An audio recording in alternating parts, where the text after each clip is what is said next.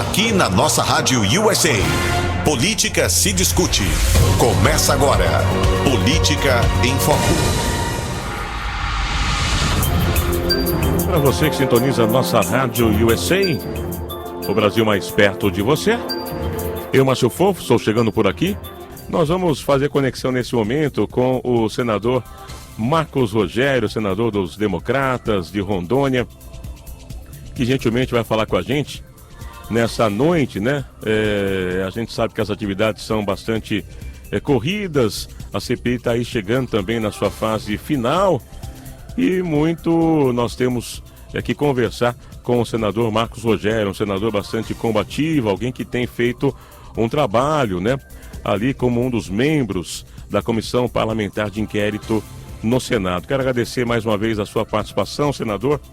Uma ótima noite. E já faço a primeira pergunta, né? Que avaliação o senador faz aí da CPI? Muitos falam que ela acabou nascendo com um objetivo claro de desgastar, talvez, né? O governo. Que avaliação desses meses aí de depoimentos o senador tem para dividir também com a nossa audiência nessa noite? Obrigado pela participação. Olá, Márcio Fofo, prazer participar com você do programa Política em Foco, deixar um abraço para toda a nossa comunidade brasileira aí em Boston.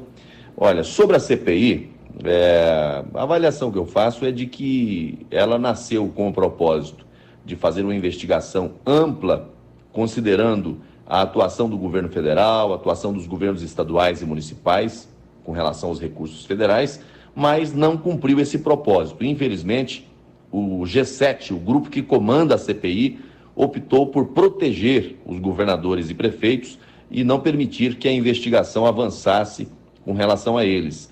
Ficou no foco apenas no governo federal, tentando aqui desgastar a imagem do governo, fazendo acusações de crimes que não aconteceram, mas alimentando essas narrativas. Mas quando você parte para a apuração dos fatos, você não encontra provas, não encontra evidências. Falam de corrupção, mas em contratos que sequer tiveram qualquer pagamento. Ninguém recebeu, nem quem contratou e nem quem eles diz ter mediado. Então, são acusações vazias, sem nexo. Eles acusam o governo do presidente Bolsonaro de corrupção, mas me parece que olham no espelho, enxergando os governos Lula e Dilma, onde realmente nós tivemos um desfile de maus feitos, de corrupção nas estatais e nas empresas públicas. No governo do presidente Bolsonaro, nós não temos nenhum caso com evidência, com prova de que tenha havido corrupção. Então a CPI patinou e não conseguiu apontar para nenhum fato concreto. E com relação aos estados e municípios, onde nós tivemos as operações da Polícia Federal em mais de 20 estados, com indícios de corrupção, corrupção ativa, corrupção passiva, organização criminosa, fraude à licitação, isso a CPI não quis investigar. Então acho que a CPI parte para o seu final de maneira triste, porque não vai entregar ao Brasil um trabalho que seja digno de respeito. Agora, senador, entendendo, que inclusive houve, até inicialmente, se esboçou a convocação de governadores, de ampliar mesmo o espectro de investigação para chegar também a suspeitas e desvios, como bem disse o senador, envolvendo estados, dinheiro federal que acabou sendo demandado para o combate à pandemia, e parece que nem tudo foi aí devidamente prestado contas, esse desgaste político evidente, que parece também acabou ganhando contornos aí em vários depoimentos, em algumas convocações também, e até mesmo a CPI perdendo um pouco o seu foco. De alguma forma, a gente pode entender que a CPI foi então usada como um palanque político. Muitos falam, que até mesmo os senadores de oposição, que eram a maioria, dentro aí dos quadros, dos senadores que compõem a CPI, acabaram se utilizando também com esse objetivo, né, claro, de construir uma narrativa e que fosse desfavorável ao presidente Jair Bolsonaro? Olha, Márcio, a CPI teve um propósito absolutamente pré-eleitoral. Eu não tenho dúvida disso. Ela começou com a ideia de investigação, mas serviu apenas para criar um palco para um embate pré-eleitoral. Aliás, vários pré-candidatos à presidência da República dentro da CPI, né? Então, assim, o compromisso ali, infelizmente, não foi apurar os fatos, as evidências, buscar as evidências, né, esclarecer a população, mas sim criar um ambiente de desgaste permanente, né, na figura do presidente Bolsonaro. E um fato interessante, a CPI não tem competência para investigar o presidente da República. Isso viola, né, a separação de poderes, que é uma garantia constitucional. Ainda assim, ficam o tempo todo fazendo acusações vazias contra o presidente da República. E em relação ao que aconteceu nos estados e municípios, né, ignoram de maneira, assim, desavergonhada, né? Pessoas que chegaram ao Senado dizendo que combateria a corrupção, na verdade se associou ao grupo majoritário nessa blindagem aos estados e municípios. Você não vê um discurso, uma defesa sequer, né, de investigação ampla, né, investigação para valer. Eu lamento, mas realmente a CPI acabou perdendo o foco, né, quando se voltou contra a figura do presidente Bolsonaro, deixando de fazer o dever de casa numa investigação para valer.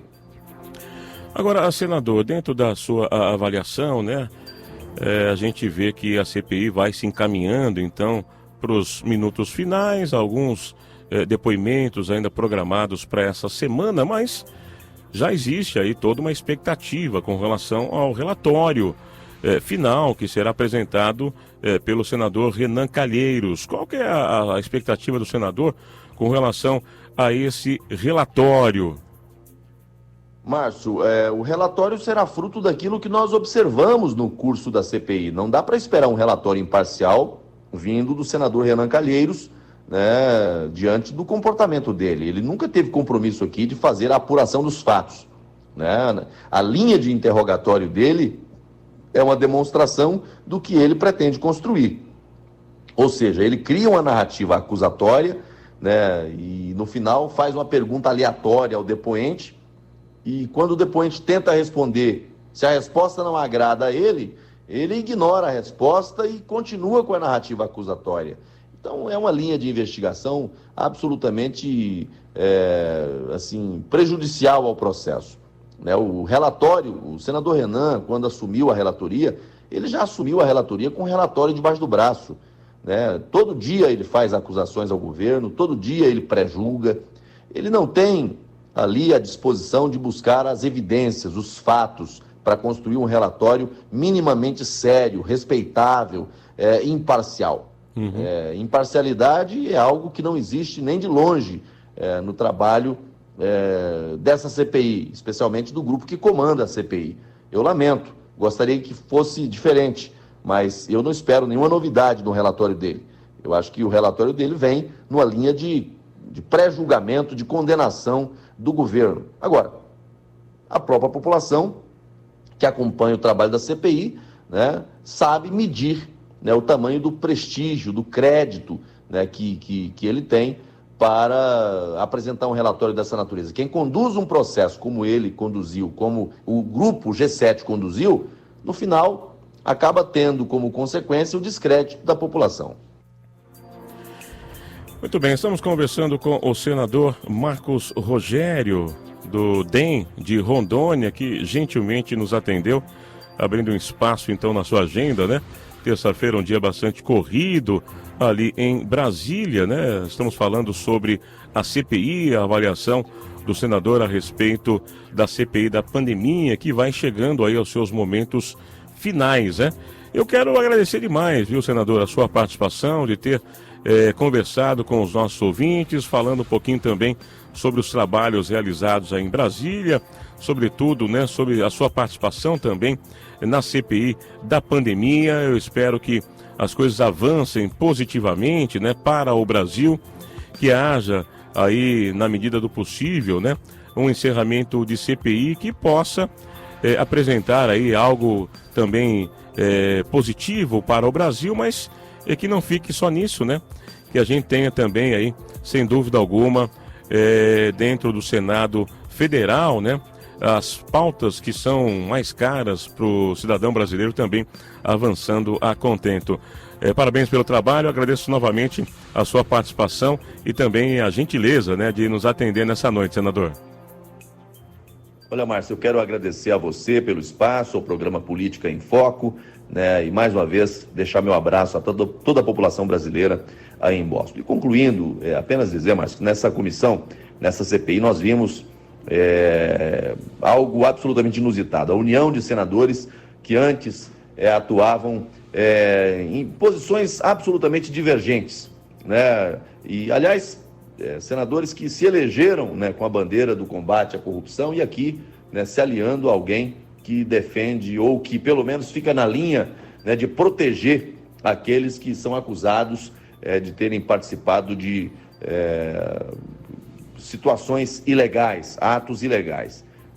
Agora, assim, infelizmente, essa é a nossa lida diária aqui, né, na CPI.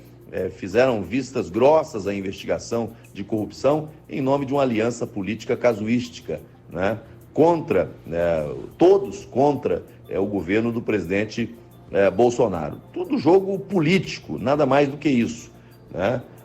Agora, que a sociedade brasileira se cansou desse tipo de expediente, eu não tenho dúvida, né? E isso tem levado o parlamento a um descrédito ainda maior, infelizmente. Sim. Pesquisa recente mostra que o descrédito com o parlamento e também com o Senado Federal aumentou muito. Sim. O que é lamentável, né? A CPI chegou a ser apelidada aqui de CPI do circo, diante das cenas que protagonizou nos últimos meses, né?